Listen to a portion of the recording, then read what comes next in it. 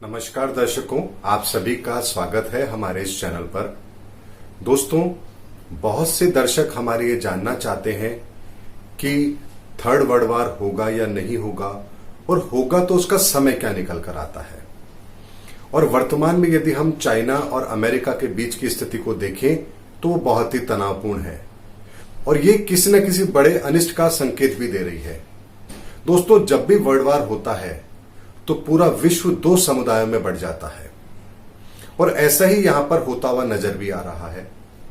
Corona की वजह से अमेरिका चाइना को सबक सिखाना चाहता है और जैसे ही वो चाइना पर कुछ कठोर कदम लेता है, कुछ कठोर निर्णय चाइना के खिलाफ लेता है, कुछ प्रतिबंध लगाने की कोशिश करता है, तो रशिया उसके साथ आकर खड़ा हो जाता है। जैसे ही WHO की जांच की बात आई, रशिया चाइना के साथ आ गया। इस बीच चाइना ने हिंदुस्तान के साथ में तलखी बढ़ाने की कोशिश की तो अमेरिका हिंदुस्तान के साथ आकर खड़ा हो गया। ऐसे में धीरे धीरे ये पूरी की पूरी दुनिया दो हिस्सों में बढ़ जाती है और दो गुट बन जाते हैं, एक पक्ष और एक विपक्ष।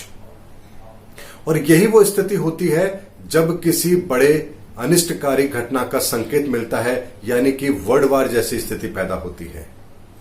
जब सभी लोग अपने हितों को एक जगह ले आते हैं और पूरा विश्व समुदाय दो हिस्सों में बढ़ जाता है, तभी विश्व युद्ध की स्थिति तय होती है।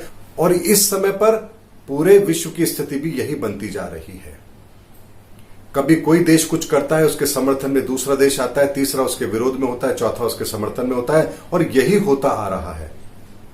लेकिन 30 जून के बाद में इस सब परिस्थितियों के अंदर आपको एक रिलीफ पीरियड भी देखने को मिलेगा, यानी कि अमेरिका की शक्ति में भी आपको कुछ कमी नजर आएगी।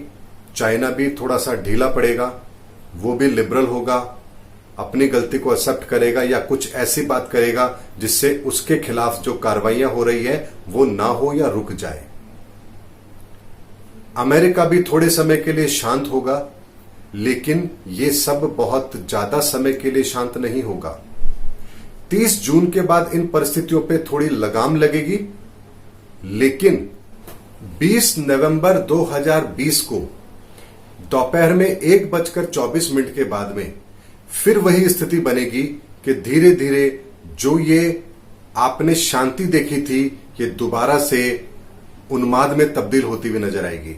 यानी अमेरिका और चाइना के बीच में दोबारा से वार होंगे, एक दूसरे के खिलाफ आरोप प्रत्यारोप होंगे, कुछ एक्शन भी होंगे, और ये समय फिर लंबा चलने वाला है। और ये समय लगभग 5 अप्रैल को रात को 12:34, यानी कि 6 अप्रैल की सुबह हो गई, 5 अप्रैल की रात को 12:34, 5 अप्रैल 2021। तो नवंबर से लेकर के ये जो अप्रैल तक का समय है, यही वो समय है जब यहां पर वर्ल्ड वॉर जैसी घटना घटित होने की संभावना बनती है, ना इससे पहले ना इसके बाद में। दोस्तों, और इसी समय के बीच में एक युति ऐसी भी बनती है जो 6 ग्रहों को एक ही राशि में लेकर आती है, और वो मकर राशि है। और वो समय ऐसा निकल कर आता है जब इस विश्व युद्ध की संभावनाएं बहुत प्रबल हो जाती है। मैं ईश्वर से प्रार्थना करूंगा कि मेरी ये बात गलत साबित हो, क्योंकि अगर ऐसा होता है तो ये बहुत बड़ी विनाश का कारण बनेगा, और विनाश से बचना ज्यादा महत्वपूर्ण है, मेरी भविष्यवाणी का सच होना ज्यादा महत्वपूर्ण नहीं है। मैं केवल आपको आकलन दे रहा हूं, और ईश्वर करे ये सत्य ना हो, लेकिन सत्य होगा ये भी पता है। और ये विश्व युद्ध हथियारों का नहीं होगा, मिश्रित होगा। कुछ छोटी मोटी सैन्य कार्रवाइयां भी होंगी, लेकिन उससे ज्यादा बड़ा यहां पर आर्थिक प्रतिबंधों का असर होगा। यानी एक देश दूसरे देश को बिल्कुल हानि पहुंचाने की कोशिश करेंगे आर्थिक मोर्चे पर। और ये समय वो है जब हमें बहुत ही शांति रखनी है, और इस समय पर भारत की स्थितियां भी बड़ी विकट रहने वाली हैं।